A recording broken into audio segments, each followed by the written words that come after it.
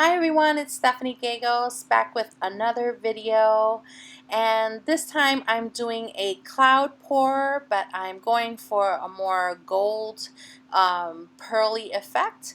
I was inspired by Julie Cutts, who has been doing some beautiful galaxy pours. I'm a sucker for galaxy painting, so I figured I'd give it a try. I didn't have the gold metallic 24 karat extreme sheen, so I'm using just the regular metallic paint. And I didn't end up with the really bright gold cells, but I'm not mad at the cells I did end up with. They are super pretty, and even though they're not really bright. So I am using Payne's Gray by Creative Inspirations, Metallic Teal by Blick, and that's Ultramarine Blue by Saks True Flow, and that was Cerulean Blue by Liquitex Basics,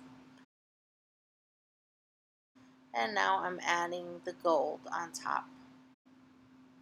And I just want to take a moment and say thank you so much to all of my subscribers. 2 nights ago I hit 2,000 subscribers, and I am so excited to continue this journey with all of you. I don't post as often as some of the other YouTubers, but I hope that what I do post is of some value to you. So here I'm straying a little bit away from what Julie was doing. She was not twirling it around, not swirling it, but rather doing a straight pour and just pouring straight down. I wanted to see what effects I would get by doing it more like a ring pour. And I've also added some of that gold right in the center, which ends up being this really cool shape in the end. And as you know, I usually don't torch, but since this particular technique requires it, I'm going to do that. I'm trying to follow closely what Julie did in hers. And now I'm tilting. And the only thing that, in retrospect, I wish I had maybe changed, and I'm not quite sure if I would have changed it because I do like the way it came out, but I didn't center that yellow spot in the middle. I didn't keep coming back to the center as is usually advised when you're tilting. I kind of liked how it was turning out. I felt like it looked like a cave or like a womb, and so I was okay with it, but I'd like to try it. My problem is that even when I'm following what someone else did, I always end up straying and doing my own thing.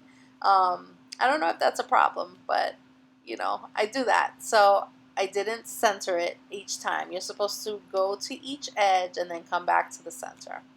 So don't do it my way if you're really trying to follow Julie's method. And I also want to give a shout out to Melly D, who started this whole cloud pour craze. It's just, I love it when someone just like finds something and then everybody jumps on that bandwagon, because it's such a great bandwagon, you know. It's like you can really get some beautiful effects with the Deco Art enamel, the Deco Art metallic paints. It's a lot of fun. And a lot of the magic happens once you let it sit for a little while. More and more cells will pop up. You'll notice, and also torching it as well will bring up some more cells. Now right now I just sprayed a little bit of Rain-X because I just love doing that.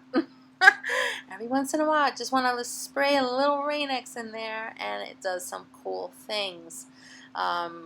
So that's the Rain-X water repellent. I don't like to overuse it, and it's very easy to overuse it, so be careful with that.